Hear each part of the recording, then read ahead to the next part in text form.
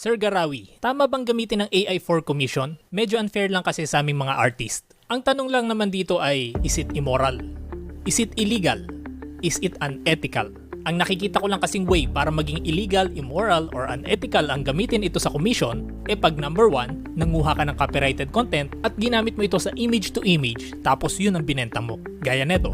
Or, number 2, hindi ka nagiging honest sa client mo at nagpapanggap ka na ang binabayaran nila sa'yo ay yung effort mo, hindi yung skill mo sa prompting. Pero kung transparent ka naman at alam ng client mo na AI generated ang gawa mo, then sa tingin ko walang mali dun. Yes, totoong unfair, pero that's how all businesses work. If you take advantage of technology, then unfair ka talaga sa lahat ng hindi gumagamit ng technology. Kung iisipin mong mabuti, lumalabas na unfair din naman ang mga digital artist.